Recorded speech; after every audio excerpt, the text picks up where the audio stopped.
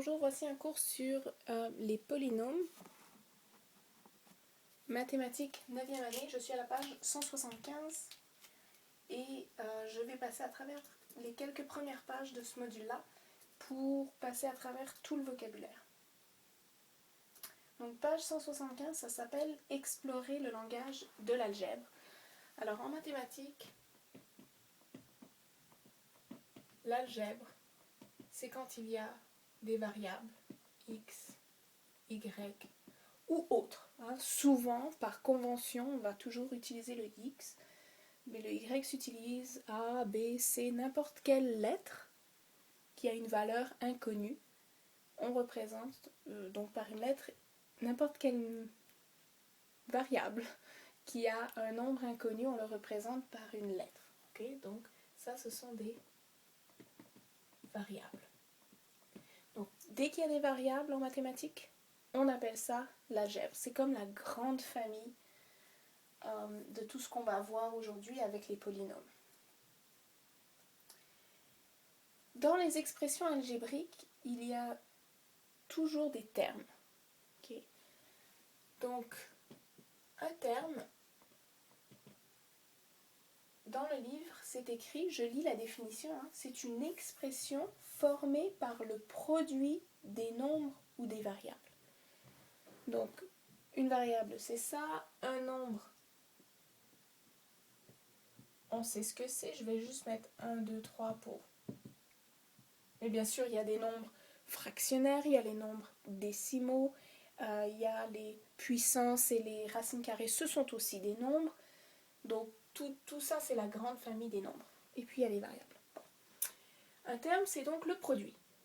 C'est donc une multiplication, donc le produit, c'est une expression où il y a un produit de nombres et ou de variables. Donc par exemple, 5, c'est un terme. Dans une expression algébrique, bien sûr, 5 tout seul, on ne va pas dire c'est un terme. Il faut que ce soit dans une expression algébrique. Donc 5 ici, ce serait un terme. 7x, mais c'est en fait 7 fois x. Je vais mettre mon fois en point. Si tu ne le sais pas, le point en mathématiques entre deux nombres ou deux variables, c'est la multiplication. Si je prends un autre, moins 3ab, ici j'ai un nombre et deux variables, mais les trois sont multipliés. Je vais mettre un fois comme ça. Je change de symbole pour tous les utiliser. Donc, c'est effectivement le produit de nombres et de variables ou de variables, parce que on peut avoir les deux ou on peut avoir seulement le nombre, ça dépend. Si j'en fais un autre, oui, ça c'est bien de faire. Voilà. Là, vous allez me dire, j'ai pas un produit. Ouais, mais c'est un quotient. Puis si j'allais plus loin dans la division, c'est l'inverse de la multiplication, donc je pourrais transformer ça en une multiplication.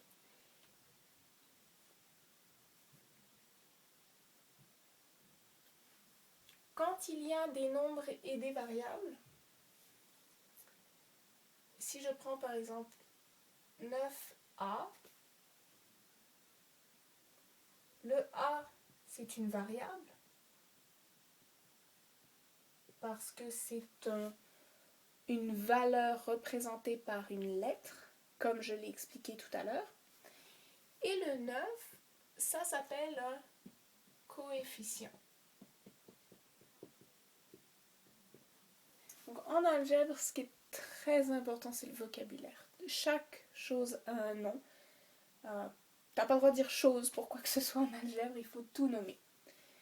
Donc un terme, c'est dans une expression algébrique des variables et des nombres et ou des nombres ensemble qui sont multipliés. Et donc dans chaque terme, puisqu'il y a une multiplication de variables, souvent, pas tout le temps, là on voit qu'il n'y en a pas, mais quand il y a un nombre et une variable, le nombre qui multiplie la variable s'appelle le coefficient, et bien sûr la variable, c'est la lettre. Quand on parle de polynôme, je vais laisser ma définition de terme parce que ça va être très important pour le reste.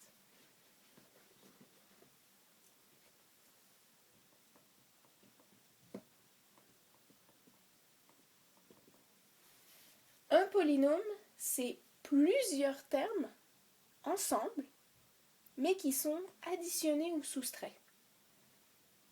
Donc quand je lis dans le livre, à polynôme à la page 175, dans la colonne de droite, expression algébrique composée de termes liés par des opérations d'addition et de soustraction. Donc, si je prends mes exemples de tout à l'heure, j'avais 5, puis j'avais 7x, puis il me semble y sur 9. On a dit tout à l'heure que ça c'est un terme avec un coefficient et une variable, ça c'est un terme aussi. Donc j'ai 3 termes, et si je m'amusais à vouloir additionner ou soustraire ou les deux ces termes-là, alors je me retrouve avec un polynôme.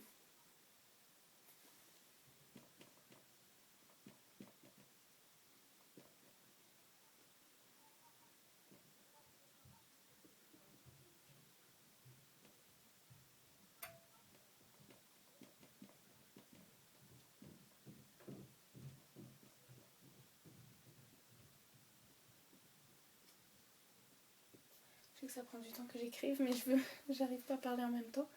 Donc un polynôme, c'est plusieurs termes que l'on additionne ou soustrait.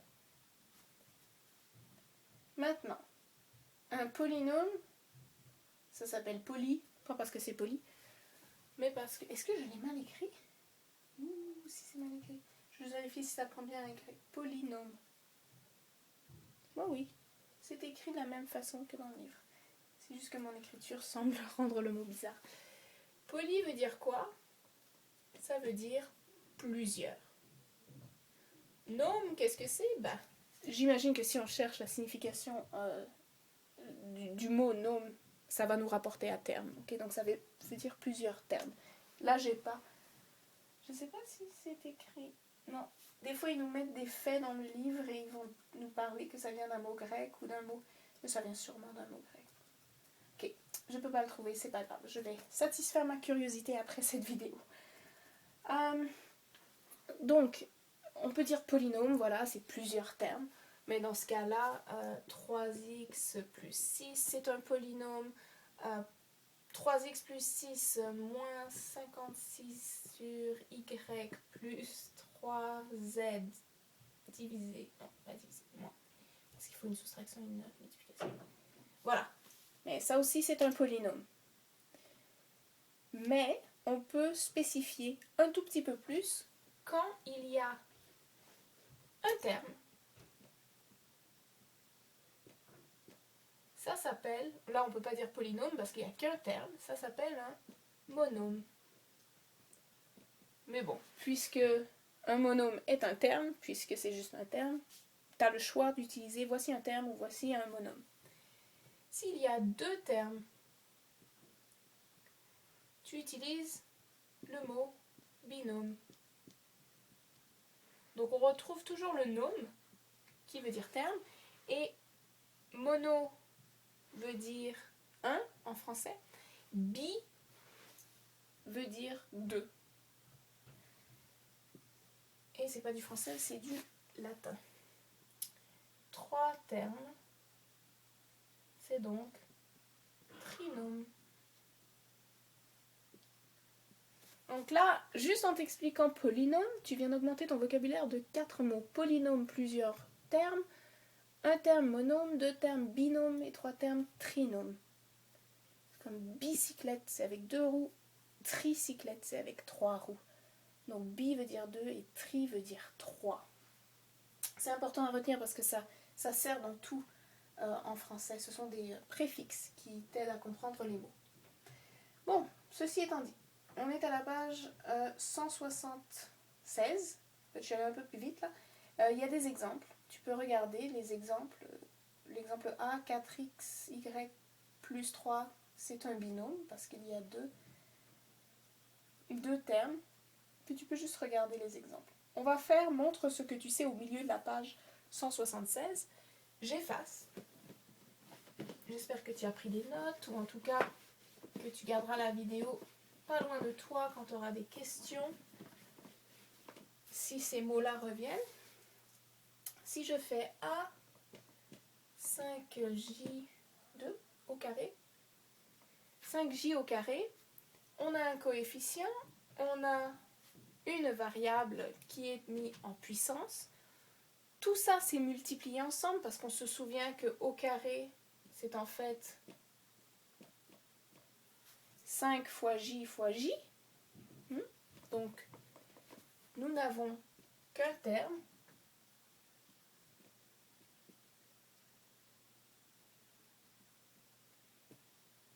Donc ça s'appelle un monôme. Si je fais le B, 3 moins M au carré, même chose, j'ai un terme ici, j'ai une soustraction, attention, et j'ai un autre terme, M fois M, ou M au carré, j'ai donc deux termes.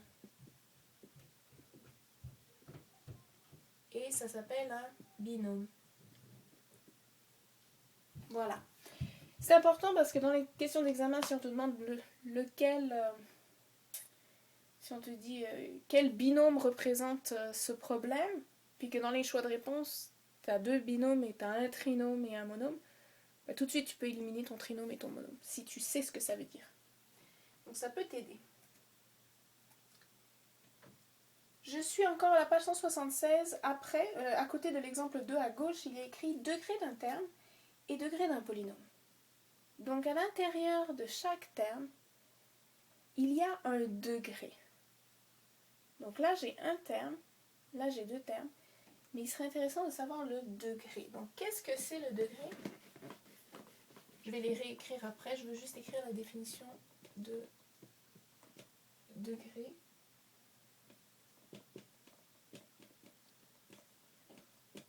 Qu'est-ce que c'est? C'est la somme des variables, des exposants des variables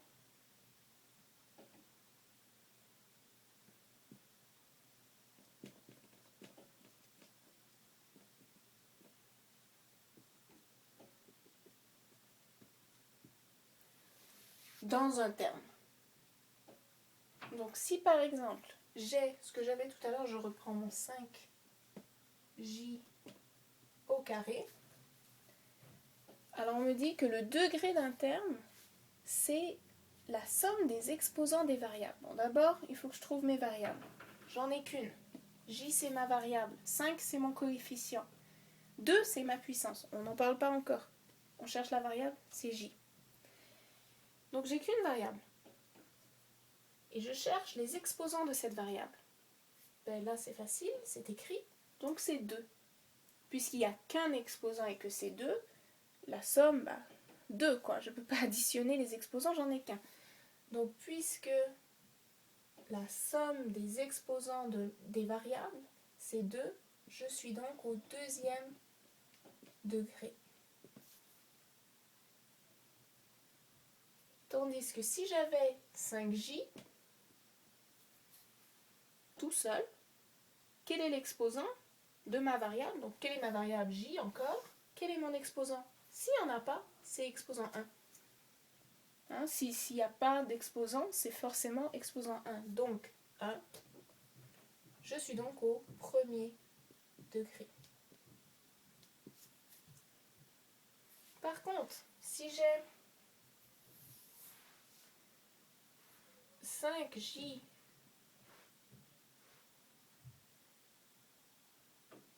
A, donc j'ai deux variables, j'ai mon J ici qui n'a pas d'exposant, donc qui est un exposant 1, et mon A qui encore n'a pas d'exposant, donc aussi exposant 1, 1 plus 1, 2, je suis au deuxième degré. J'enlève mes petits exposants parce que ça fait beaucoup de choses sur mon tableau. Dans tous mes exemples ici, je n'ai qu'un terme. Je n'ai pas d'addition d'un autre terme ou de soustraction d'un autre terme. Tout ça se multiplie, ça c'est multiplié, ça c'est multiplié. On se souvient, un terme, c'est des nombres ou des variables multipliées ensemble. Voilà. Donc toutes ont un terme, toutes sont des monômes. Mais là j'ai un monôme au deuxième degré, là j'ai un monôme au premier degré, et là j'ai un monôme au deuxième degré encore. Si j'en fais d'autres, juste pour être sûr que c'est bien compris, je vais prendre dans le livre l'exemple A à la page 176, 4x au carré plus 3. Donc avant toute chose, j'ai un terme, deux termes,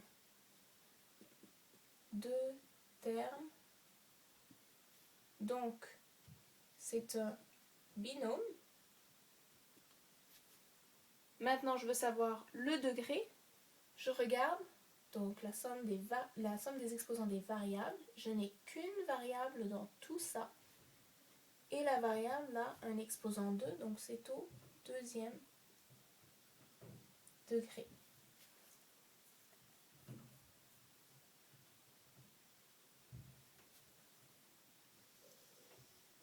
Pour un polynôme, disons que... Alors ça c'était assez simple là, parce qu'il y avait juste une variable, un exposant. Si j'avais la même chose, mais qu'ici j'avais des x aussi, tiens. Voilà. 3x. Donc du coup, c'est encore deux termes, c'est encore un binôme. Tout va bien. Mais est-ce que c'est au deuxième degré? Non. Enfin oui. J'explique, excusez-moi. Donc le degré s'applique au terme. Hein? Donc il faut voir chaque terme est à combien de degrés. Donc ce terme-là, il est au deuxième degré parce que la variable a un exposant 2, et il n'y en a pas d'autre. Et ici, la variable a un exposant 1. Donc ça, c'est au premier degré. Donc quand tu regardes chaque terme, tu décides à quel degré est chaque terme. Et dans un polynôme, tu dois prendre le terme qui a le plus de degrés pour déterminer le degré du polynôme au complet. Donc tu n'additionnes pas les degrés ou la somme des exposants si ce n'est pas dans le même terme. Okay? C'est bien le degré d'un terme que j'ai mis là. Donc si tu as plusieurs termes, tu ne peux pas additionner en même temps. Il faut regarder ce terme-là à 2 degrés. Ce terme-là est à 1 degré. Donc le polynôme au complet, on prend le plus fort, est au deuxième degré. Donc c'est la même chose, même si j'ai rajouté une variable avec un exposant. Si on changeait, puis qu'on mettait x exposant 3 ici, j'ai toujours deux termes, c'est toujours un binôme. Je regarde le degré de chaque terme. Ici, ça n'a pas changé, c'est au deuxième degré. Mais ici, c'est au troisième degré, parce que l'exposant est de 3. Donc je prends le plus fort, c'est 3. Mon polynôme, là, mon binôme, est au troisième degré, à cause de celui-là.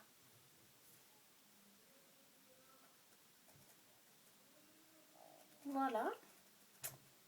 Je pense que ça conclut tous les